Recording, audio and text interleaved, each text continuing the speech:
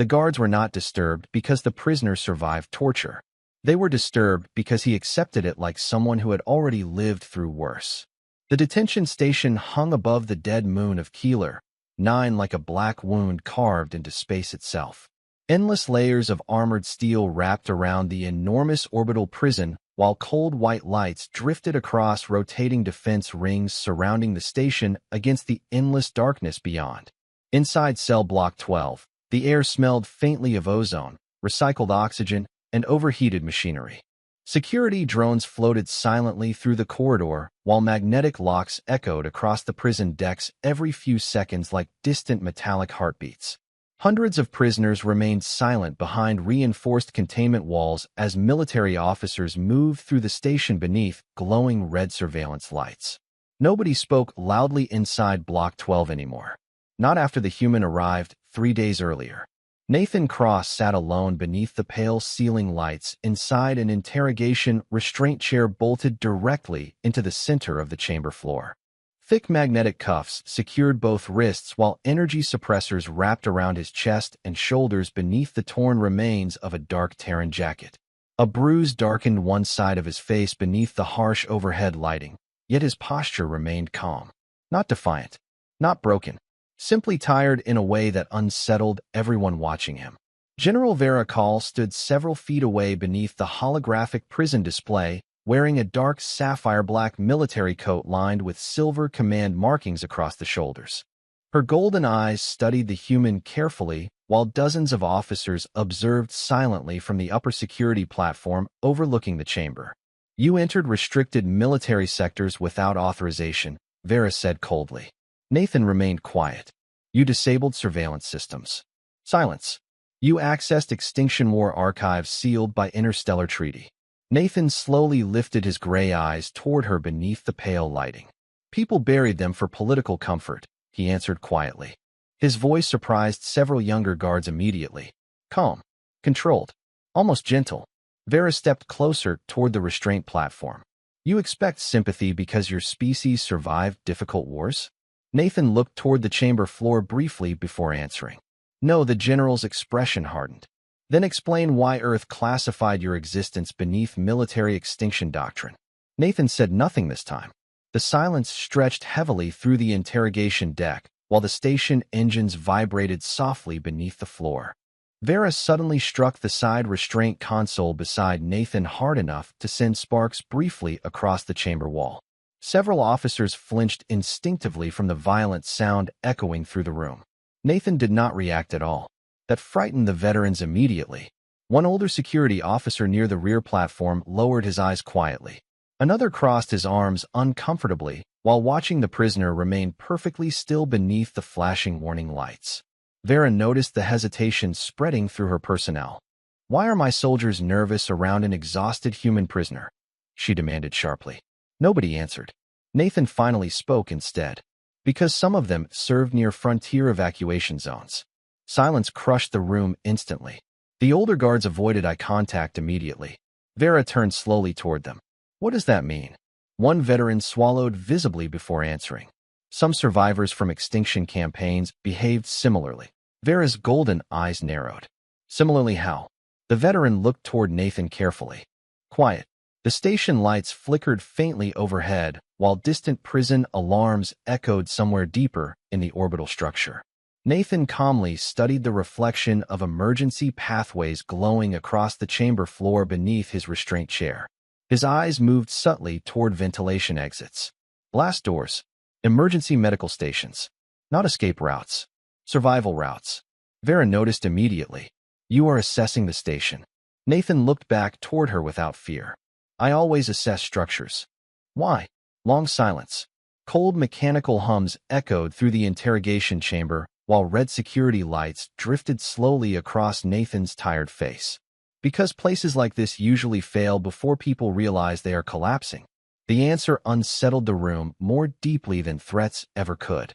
Vera stepped closer until only a few feet separated them beneath the pale interrogation lights. "You speak like someone expecting disaster." Nathan's exhausted gray eyes met hers quietly.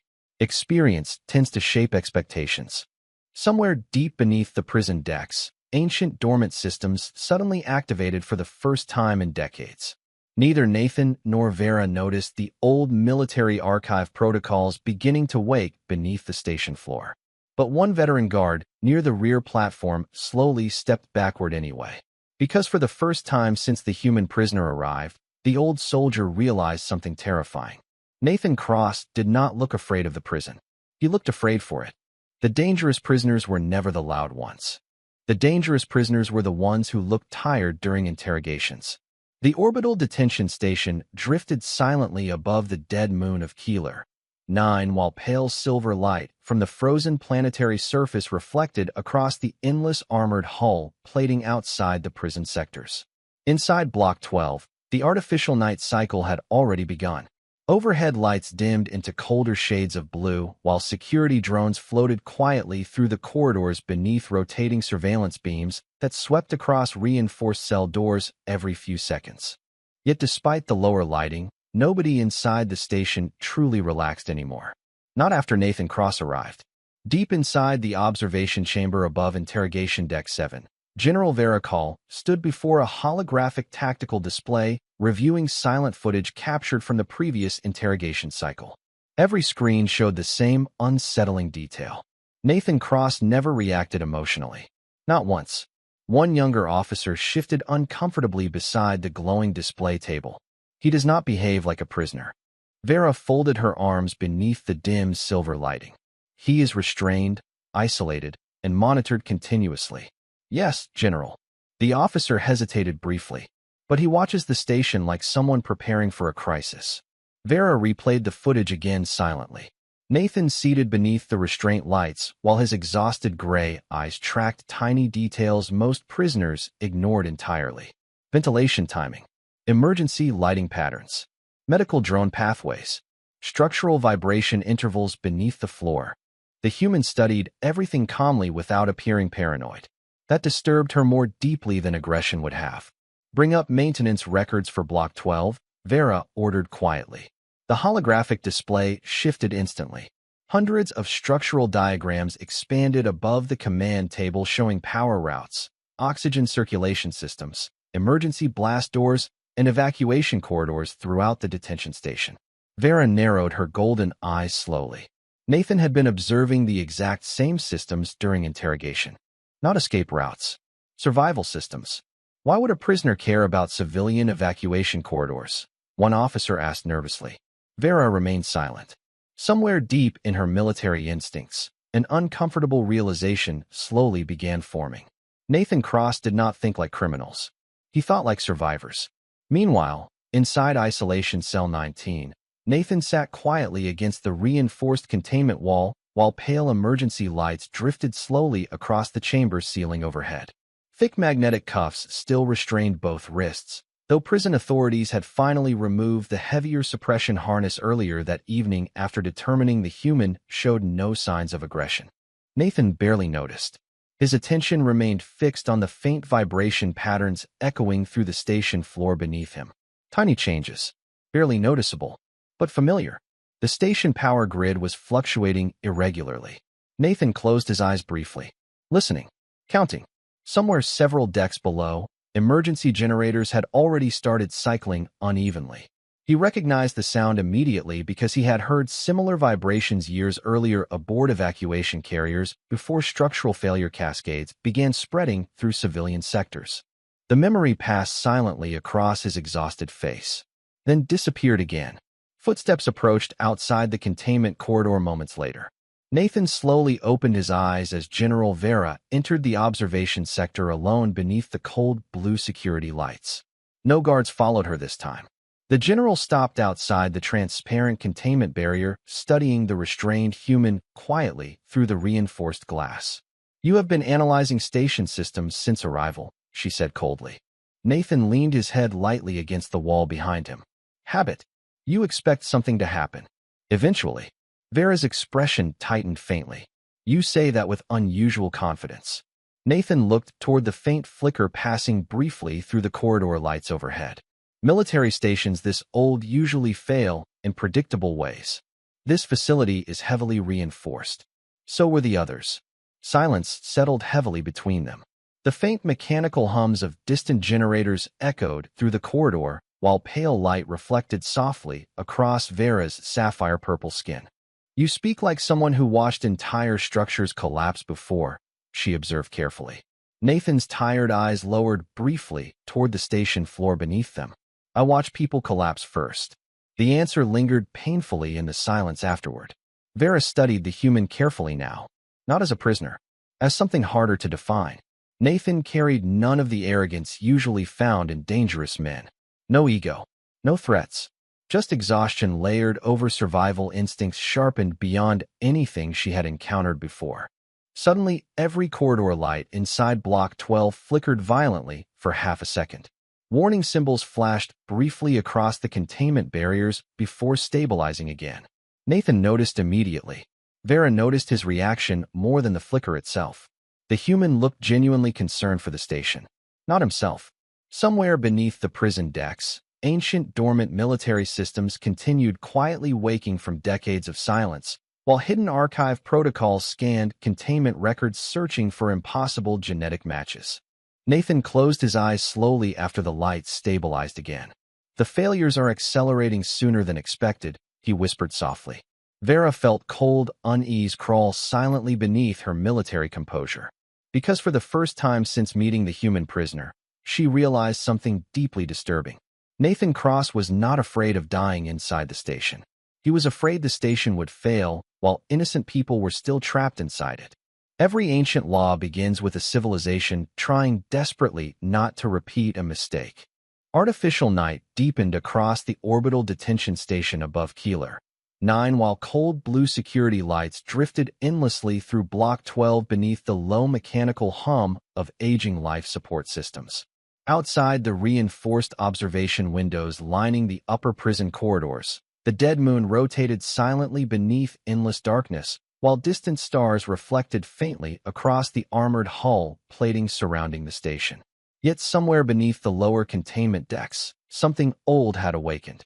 Deep inside the restricted archive core buried beneath 7 layers of military encryption, dormant systems flickered alive for the first time in nearly 80 years.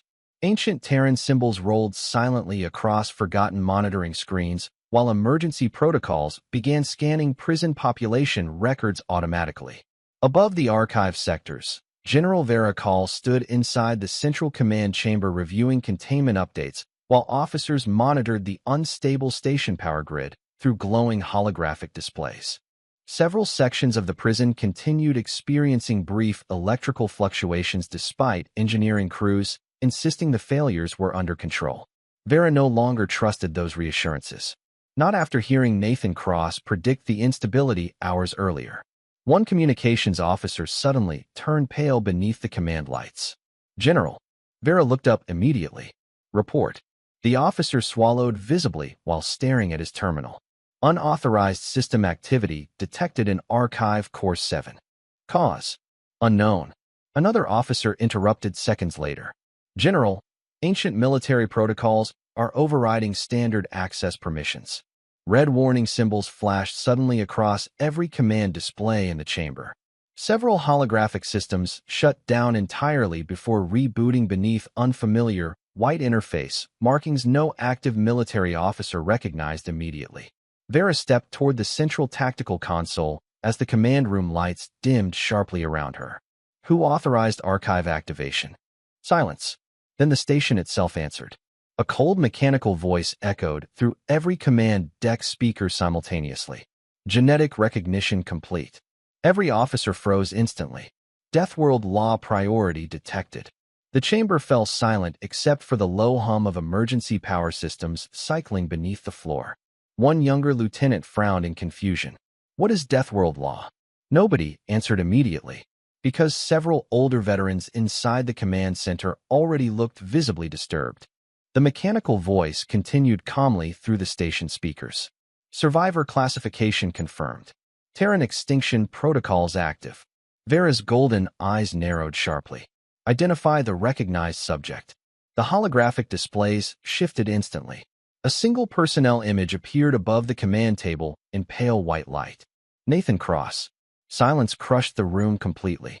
One veteran officer slowly stepped backward from the tactical console beneath the glowing projection. Another lowered his eyes toward the floor instinctively. Vera stared toward the human prisoner's image suspended above the chamber. Explain. The older officers remained visibly uncomfortable before one finally answered quietly. Deathworld law was an ancient Terran wartime doctrine. For what purpose? The veteran hesitated. To protect surviving witnesses of extinction-level conflicts. Vera's expression hardened. You are telling me this station just activated emergency military authority because of one prisoner? Before anyone could answer, every containment system inside Block 12 abruptly shifted into lockdown mode. Heavy blast doors sealed automatically throughout the prison, while security lights changed from blue to white across the corridors. Inside Isolation Cell 19, Nathan Cross slowly lifted his eyes toward the containment ceiling as unfamiliar white symbols spread silently across the reinforced barrier surrounding him. He recognized the markings immediately. His expression did not change. That frightened him more than the activation itself. The station speakers crackled softly overhead. Deathworld law active. Priority survivor protection engaged. Nathan closed his eyes briefly. Tired. Deeply tired. I was hoping those systems were finally dead, he whispered quietly. Moments later, General Vera entered the lower containment corridor flanked by armed guards beneath the pale white emergency lighting. Yet something had changed already. The guards no longer looked at Nathan like a dangerous prisoner. They looked at him like a classified disaster nobody fully understood. Vera stopped outside the reinforced barrier while the ancient system symbols reflected across her sapphire-purple skin. What exactly are you? She demanded coldly. Nathan slowly opened his gray eyes beneath the glowing containment lights. Someone history tried to bury. The station speakers activated again before Vera could respond. Chain of command override authorized. Several guards instinctively straightened beneath the mechanical voice. Then the final message echoed through the prison corridors with terrifying calm. All personnel are hereby reminded. Deathworld survivors are not to be endangered. Silence followed immediately afterward. Not fearful silence. Reverent silence. Because for the first time since Nathan Cross entered the station in chains, the prison itself had begun protecting him. Some records are sealed because they contain secrets. Others are sealed because civilizations cannot emotionally survive remembering them. White emergency lights continued glowing across the detention station above Keeler 9 while ancient military protocols spread silently through systems untouched for decades beneath the prison decks. Entire sections of the orbital facility remained locked beneath unfamiliar command overrides as officers hurried through cold metallic corridors carrying authorization tablets that no longer responded to standard military clearance. Everywhere the same warning appeared across station monitors in pale Terran lettering. Deathworld law active. Inside the central command chamber, General Vera Call stood beneath massive holographic displays while archive systems forced open sealed military records previously classified beyond interstellar command access. Entire walls of data flooded the room in cold white light. Casualty maps, evacuation routes, extinction campaign markers. Thousands of military files linked to one surviving human name. Nathan Cross. The younger officers looked increasingly disturbed as the archive projections continued expanding across the chamber ceiling overhead. One tactical analyst stared upward in disbelief. Entire colonies vanished during these operations. Another officer lowered his voice nervously. The casualty numbers are impossible. Vera remained silent while ancient footage activated above the command floor. Grainy battlefield recordings emerged from forgotten wars buried beneath 80 years of military censorship. Massive civilian evacuation lines moved through frozen wastelands beneath collapsing orbital firestorms, while emergency alarms echoed through ruined cities disappearing beneath smoke and ash. Then Nathan appeared in the footage. Younger, injured, covered in soot and freezing rain beneath flickering emergency lights. Yet, even during catastrophe, the human moved calmly through terrified crowds guiding civilians toward evacuation transports while military structures failed around him. Another recording activated immediately afterward. Nathan carrying frightened children through a damaged underground shelter while oxygen alarms screamed across collapsing corridors. Another. Nathan directing exhausted survivors through blizzard conditions toward emergency rescue signals while entire fleet sectors burned overhead. Same exhausted eyes. Same terrifying calmness. One older veteran near the rear command platform slowly sat down beneath the glowing archive projections. "I served near the Vakar collapse," he whispered quietly. "I remember hearing rumors about survivors like him." Vera turned sharply toward the veteran. "Survivors like what?" The old officer looked pale beneath the holographic light. "People who stayed functional after extinction events." Silence spread through the chamber. The archive systems shifted again. New military documents appeared overhead marked with ancient Terran emergency classifications. Survivor Stability Assessment. One younger lieutenant frowned while reading the translated files. What does stability mean in this context? No one answered immediately. Then the archive system itself responded through the chamber speakers in a calm mechanical voice. Deathworld survivors exhibited continued empathy following mass casualty events. Vera's golden eyes narrowed slowly. "Explain." The system obeyed instantly. Post-conflict analysis determined that certain human survivors maintained civilian protective instincts despite repeated exposure to extinction-level conditions. The chamber remained silent except for the low vibration of station engines beneath the floor. One frightened officer finally whispered the question nobody else wanted to ask aloud. Why would that require emergency law protections? The archive system paused briefly before answering. Historical review indicated multiple governments attempted to weaponize or eliminate survivors following war termination. Vera felt genuine unease for the first time since Nathan entered the station. Why? The answer arrived softly through the chamber speakers. Survivors who retained empathy were determined to be politically unstable variables. Silence crushed the room completely afterward, because suddenly everyone understood the hidden truth beneath Deathworld law. Nathan Cross was not protected because he was dangerous. He was protected because civilizations repeatedly failed people like him after war ended. Deep below the command decks, Nathan sat quietly inside Isolation Cell 19, while white emergency lights reflected softly across the reinforced containment walls surrounding him. He already knew the archives were opening upstairs. He recognized the timing patterns immediately.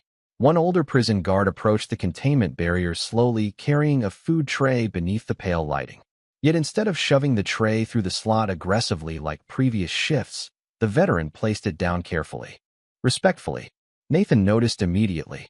"You saw the records," he said softly. The old guard avoided eye contact for several seconds before answering. "My brother died during the frontier evacuations." Nathan lowered his eyes quietly. "I am sorry." The sincerity inside the response unsettled the guard more deeply than any threat could have. Because for the first time in decades, the old soldier realized something painful. Nathan Cross remembered every disaster in those archives personally. Yet somehow the human still apologized gently when hearing about another family's loss. The guard stepped backward slowly from the containment barrier while distant emergency systems continued humming through the prison decks around them. And somewhere high above the station, General Varacall stared silently at the endless archive footage of Nathan Cross saving civilians through extinction-level catastrophes, while one impossible realization settled heavily across the command chamber. The most terrifying thing about the human survivor was not what he endured during war. It was the fact he still cared about strangers afterward. Veterans did not fear survivors because they remembered war. Veterans feared survivors because they remembered mercy too. Artificial dawn had not yet begun aboard the detention station orbiting Keeler 9, yet nobody inside Block 12 slept anymore. White emergency lighting continued glowing across the prison corridors, while ancient Terran protocols quietly controlled large sections of the station beneath the authority of Deathworld law. The atmosphere throughout the orbital facility had transformed completely during the last several hours. Guards who previously treated Nathan Cross like a dangerous prisoner now avoided speaking loudly near his containment sector. Younger officers whispered nervously in security corridors while older veterans stared toward the floor whenever his name appeared across command displays. Fear still existed inside the station, but it no longer pointed toward the restrained human sitting quietly inside Isolation Cell 19. It pointed toward history itself. High above the containment levels, General Varikal walked alone through the restricted archive corridor beneath pale holographic lights flickering softly across metallic walls covered in military warning symbols. The endless footage from ancient extinction campaigns continued replaying silently inside her mind. Entire colonies collapsing, fleets disappearing, civilians surviving only because one exhausted human refused to stop helping them through impossible disasters. Vera stopped outside Archive Chamber 3 while rain-like static drifted across the transparent holographic screens lining the room. One elderly military archivist stood waiting beside the central projection table beneath cold white light. "General," the old woman greeted quietly. Vera folded her arms. "I want complete clarification regarding Deathworld law." The archivist hesitated briefly before activating another sealed file projection above the chamber floor. Ancient Terran military insignias appeared slowly through static interference, while faded emergency classifications rotated silently overhead. Most official records were destroyed decades ago, the archivist explained softly. Governments considered the surviving witnesses politically dangerous. Vera's golden eyes narrowed. Dangerous because of what they knew. The archivist looked toward Nathan's image frozen inside the archive projection. Dangerous because of what they remained afterward. Silence settled heavily across the chamber. The archivist activated another document. Psychological assessments flooded the air above them in pale white text.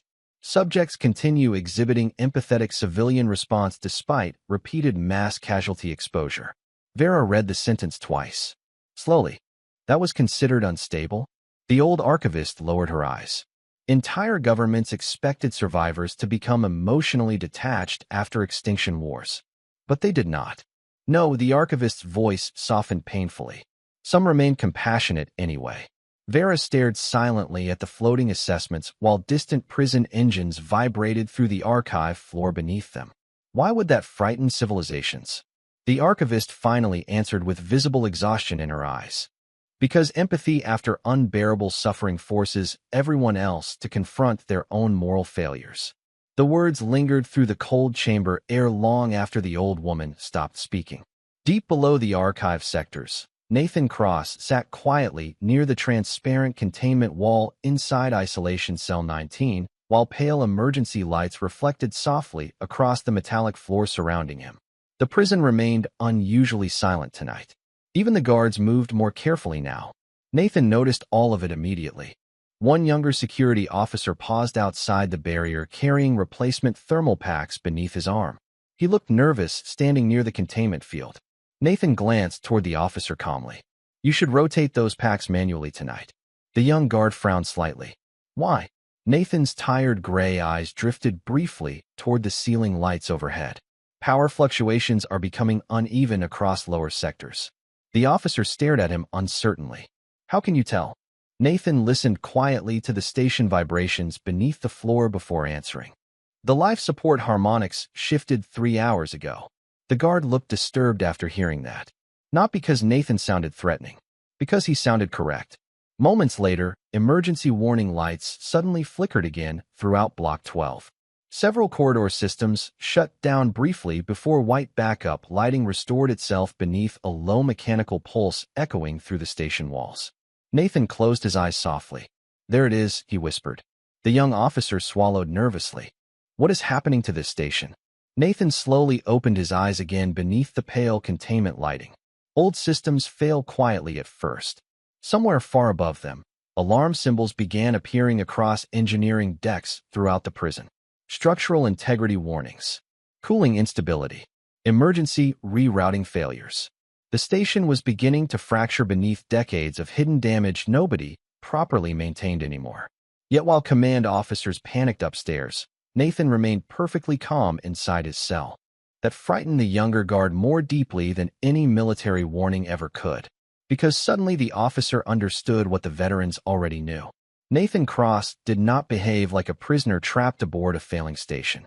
He behaved like a survivor recognizing the beginning of another disaster. People always imagined the survivors became violent after the wars. Nobody expected them to become gentle instead. The detention station above Keeler, 9 drifted silently through darkness, while warning lights continued spreading across lower engineering sectors beneath layers of reinforced prison decks. Deep vibrations rolled faintly through the station walls now, barely noticeable to most personnel, but constant, rhythmic. Like old machinery struggling to hold itself together beneath pressure it could no longer endure. Inside Block 12, white emergency lighting reflected softly across the metallic corridors, while security drones hovered slower than usual near containment sectors experiencing intermittent power fluctuations. Prison staff whispered constantly now, not about riots, not about escape attempts, about Nathan Cross.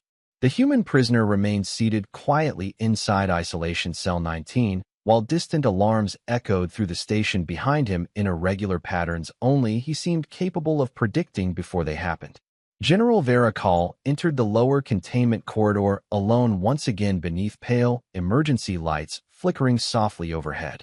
This time she carried no interrogation tablet, no restraints, no military escort, only questions. Nathan looked toward her calmly as she stopped beside the transparent containment barrier separating them. The silence between them no longer felt hostile, just heavy. The engineering failures are spreading, Vera said quietly. Nathan nodded once. The cooling grid beneath Sector 8 probably collapsed already. Vera stared at him sharply. How did you know that? Nathan listened briefly to the low vibration humming beneath the containment floor before answering. The station pulse changed 14 minutes ago. The general studied him carefully beneath the pale white lighting. Nathan spoke about catastrophic failure the way experienced sailors discussed weather patterns. Calmly, practically, without drama. That frightened her more deeply than military archive footage ever could. The records upstairs, she said slowly. They describe entire extinction campaigns. Nathan lowered his eyes briefly. Yes. And you survived them. Some of them. Vera folded her arms tightly beneath her dark military coat. The archives say governments feared survivors like you afterward. Nathan remained silent for several seconds while cold station lights reflected across the containment barrier between them. Then he finally answered quietly. People think suffering transforms survivors into monsters. His tired gray eyes slowly lifted toward hers. The difficult part is remaining human afterward. Silence filled the corridor completely. Somewhere in the distance, emergency blast doors sealed automatically with heavy metallic echoes rolling through the prison decks beneath them. Vera barely noticed. She continued staring toward the restrained human sitting calmly behind reinforced glass. Why did they create Deathworld law? She asked softly now. Nathan leaned his head lightly against the containment wall behind him. Exhaustion settled visibly across his face beneath the pale lighting. Because civilizations kept failing survivors after wars ended.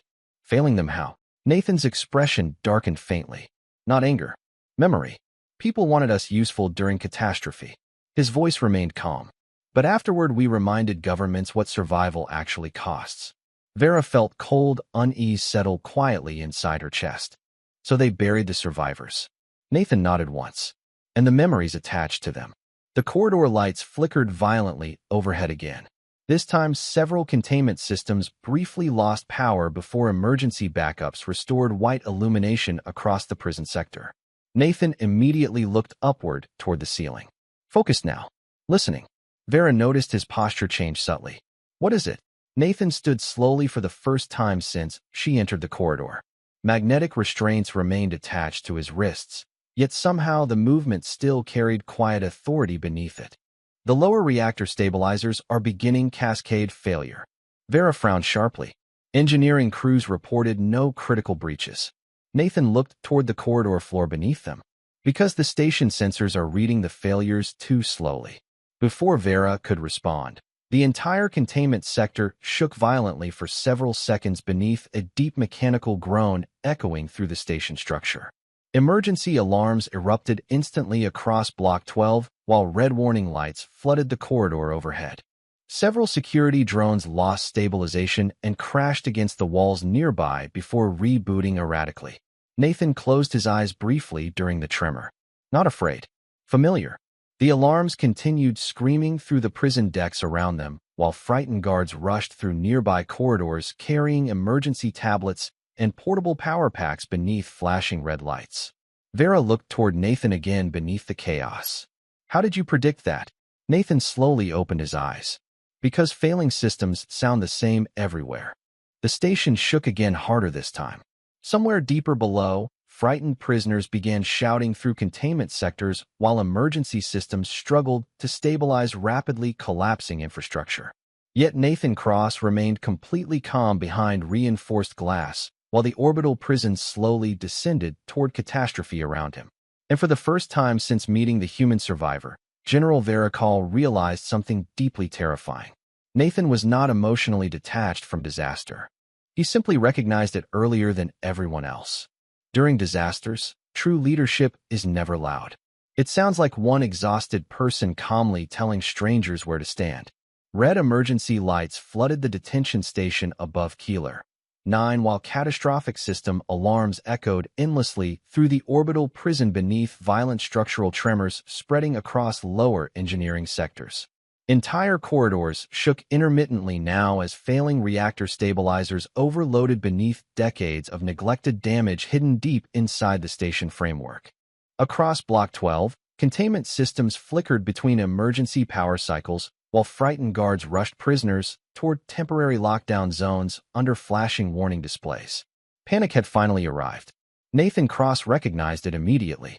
Inside Isolation Cell 19, the reinforced containment barriers suddenly lost power entirely, with a sharp electrical crack before dissolving into darkness.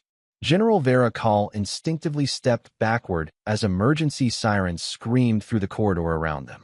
Several security drones crashed lifelessly against the metallic floor nearby, while backup generators struggled violently beneath the station. Nathan slowly stood inside the open cell beneath pulsing red lights. His magnetic wrist restraints remained attached, yet nobody moved to stop him anymore. Because suddenly the station itself had become the greater threat. A violent tremor shook the containment corridor again hard enough to knock one young security officer against the wall nearby. Emergency smoke drifted from ceiling vents while frightened voices erupted through communication systems across multiple prison decks simultaneously. Engineering breach in Sector 8. Life support instability detected. Medical wing requesting emergency evacuation clearance. Nathan listened quietly to the overlapping panic while his exhausted eyes tracked the station vibrations beneath the floor. Then he looked toward Vera calmly. How many civilian support workers are housed in lower maintenance sectors? The general blinked briefly. Approximately 200. Nathan immediately stepped toward the corridor exit. Those decks will lose atmosphere first. Vera stared at him sharply beneath the red emergency lights. How do you know that? Nathan kept walking. Because the cooling failures are traveling upward through the primary support spine. Another violent tremor interrupted him. Ceiling panels burst open farther down the corridor, while sparks rained briefly across the containment floor. Nearby guards froze uncertainly beneath the chaos. Nathan pointed calmly toward the emergency junction beside the damaged corridor wall. Seal that section immediately.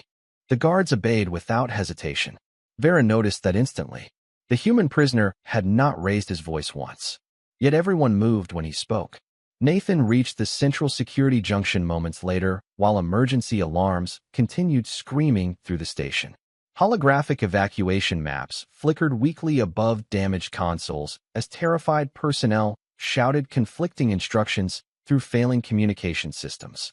Nathan studied the tactical display for barely 3 seconds before speaking calmly. Stop evacuating upper command decks first. One officer stared at him in disbelief. Those are priority military sectors. Nathan shook his head once. The lower maintenance families will suffocate before command decks lose pressure. Silence hit the room immediately afterward. Vera looked toward the evacuation maps again and suddenly realized the human was correct. Engineering sectors connected directly to the damaged cooling spine. Lower civilian quarters were already beginning to depressurize. Nathan moved through the chaotic security chamber, quietly directing personnel toward the correct evacuation corridors, while frightened officers gradually stopped arguing entirely. He never sounded emotional, never dramatic, just calm in a way that somehow stabilized everyone around him. Move medical patients toward Dock Corridor 4. Shut down elevator access to the southern spine. Do not overcrowd the emergency lifts. Each instruction arrived softly, precisely, like someone who had survived this kind of collapse too many times before. Vera watched silently beside him beneath flashing red lights while station alarms echoed through the failing prison around them. "You have done this before?" she whispered quietly. Nathan never looked away from the tactical display. "Too many times." The answer carried no pride inside it, only exhaustion.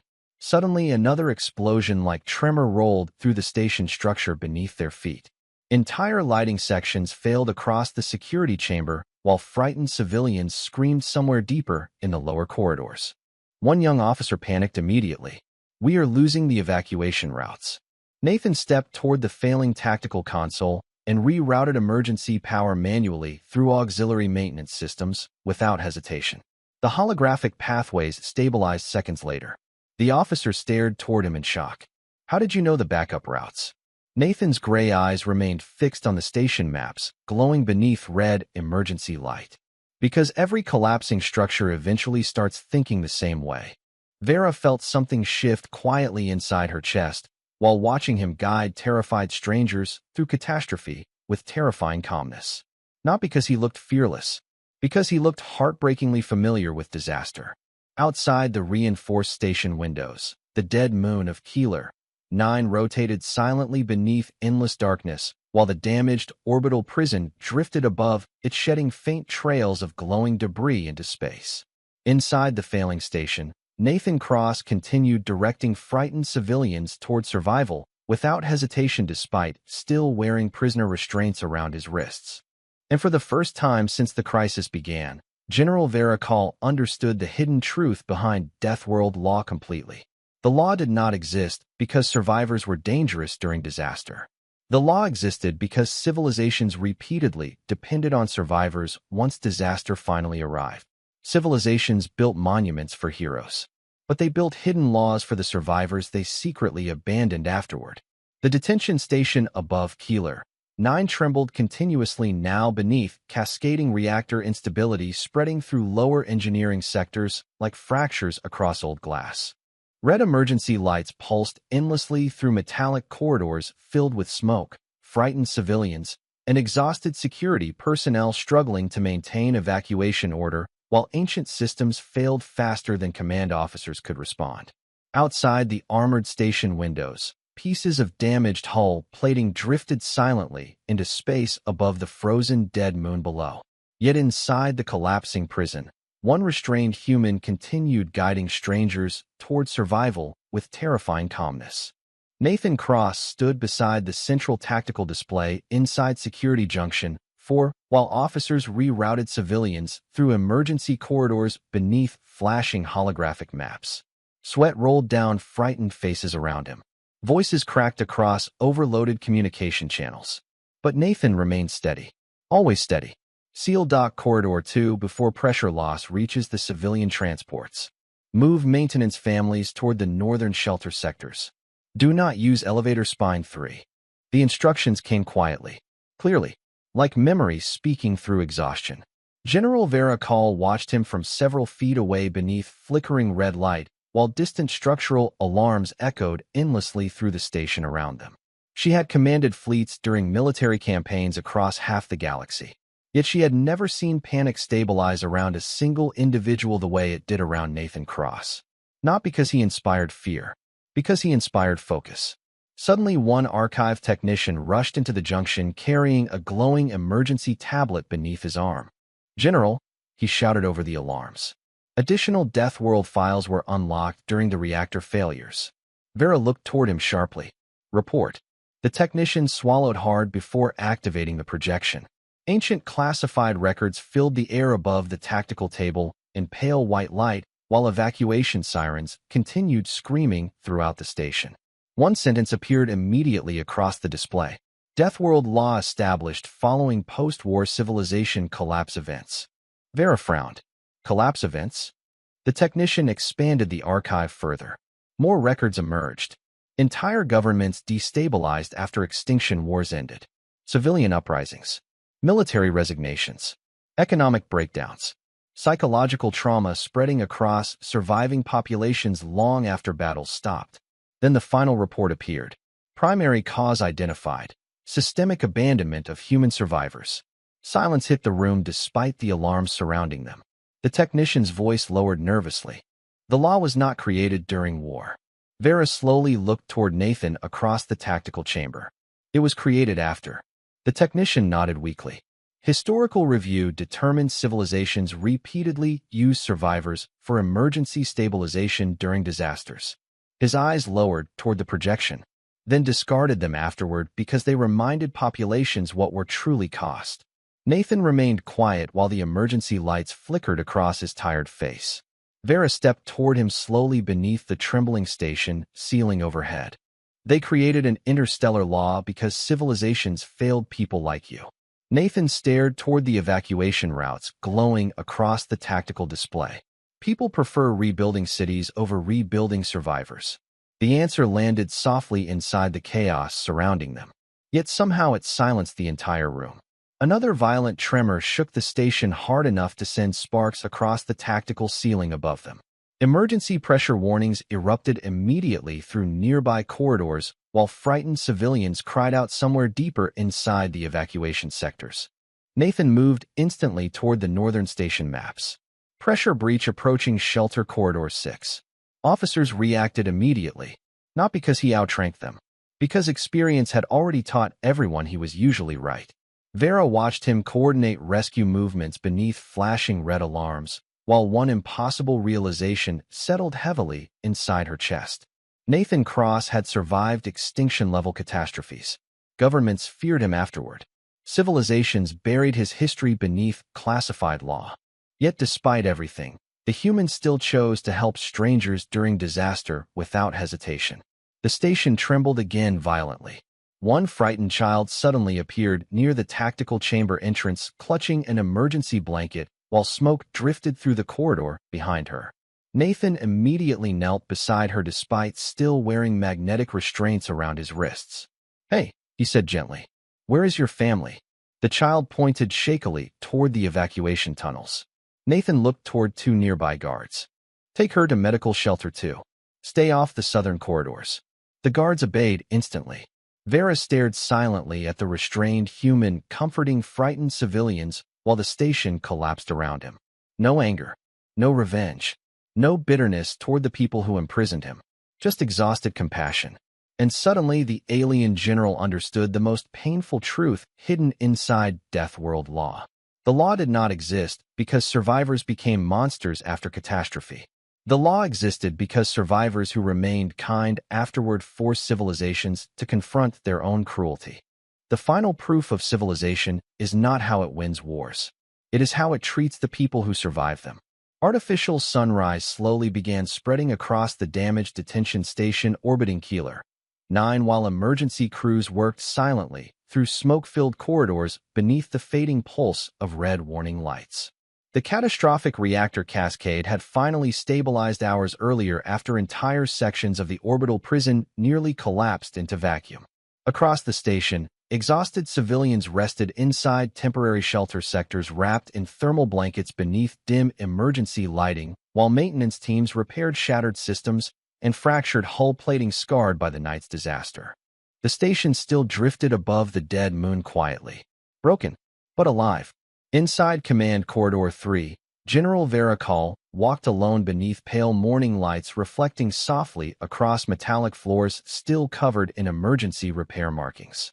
The station felt different now, quieter, not because fear disappeared, because something heavier had replaced it. Reflection. Every officer aboard the prison had watched Nathan Cross guide civilians through catastrophe while still wearing prisoner restraints around his wrists. Nobody inside the station would ever see him as a criminal again. Vera reached Isolation Sector 19 slowly. The containment doors already stood open beneath white emergency lights humming softly overhead. Nathan sat near the observation window facing the stars beyond the station hull, while pale artificial sunrise reflected across his tired gray eyes. His posture looked exactly the same as the first interrogation day. Calm, exhausted, human. Vera stepped inside, quietly carrying a small metallic authorization case beneath one arm. Nathan glanced toward her briefly before returning his gaze toward the stars outside. "How many survived?" he asked softly. Vera stopped several feet away. Almost everyone. Nathan closed his eyes for one brief moment after hearing the answer. Relief crossed his face so quietly most people would never notice it. But Vera noticed. Engineering crews confirmed your evacuation calculations prevented complete atmospheric collapse in the lower sectors, she continued. Nathan shrugged faintly. The station wanted to survive. Vera looked toward him carefully beneath the pale white lighting. You speak about disasters like they are living things. Nathan stared silently toward the distant stars. After enough catastrophes, patterns start feeling familiar. The silence between them no longer carried hostility now. Only exhaustion shared between two people who survived the same terrible night differently. Vera slowly opened the authorization case in her hands. Inside rested the magnetic restraint release controls still linked to Nathan's prisoner cuffs. For several seconds, she simply stared at them quietly. Then she spoke. I reviewed every archive unlocked by Deathworld law. Nathan remained still. I know. Entire civilizations abandoned survivors after extinction campaigns. Yes. Vera lowered her eyes briefly toward the restraints. And despite everything humanity endured, you still protected strangers first. Nathan finally looked toward her again beneath the soft artificial sunrise filling the containment sector. People needed help. The answer arrived so simply it hurt. Vera stepped closer slowly until she stood directly beside him. Then without ceremony or military formality, she activated the release controls. The magnetic restraints around Nathan's wrists unlocked softly with a faint metallic click before falling away into her hands. Silence filled the room afterward. No victory speech. No dramatic moment. Just the quiet sound of chains finally releasing beneath pale morning light. Nathan rubbed his wrists once before standing slowly beside the observation window overlooking the stars beyond Keeler 9. Vera watched him carefully. You are free to leave the station. Nathan nodded faintly. Neither of them moved immediately afterward.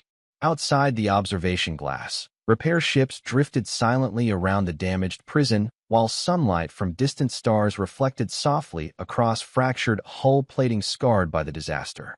Finally, Vera spoke one last time. Why did you continue helping people after everything humanity suffered? Nathan stood quietly beside the stars for several seconds before answering. Because someone once helped us too. Vera felt the words settle heavily inside her chest. Not as strategy, not as military doctrine, as truth. Nathan walked slowly toward the open corridor beneath the soft white station lights, without looking back. Several guards standing outside the containment sector instinctively straightened as he passed them. Not out of fear. Respect. The human survivor disappeared quietly down the repaired station corridor, while distant repair crews continued rebuilding the orbital prison around them. Vera remained alone beside the observation window watching the stars reflect across the glass. Somewhere deep inside the station archives, Deathworld Law finally completed its final system update after decades of silence. One final message appeared briefly across the forgotten military servers before fading forever. Survivor status confirmed. Humanity retained.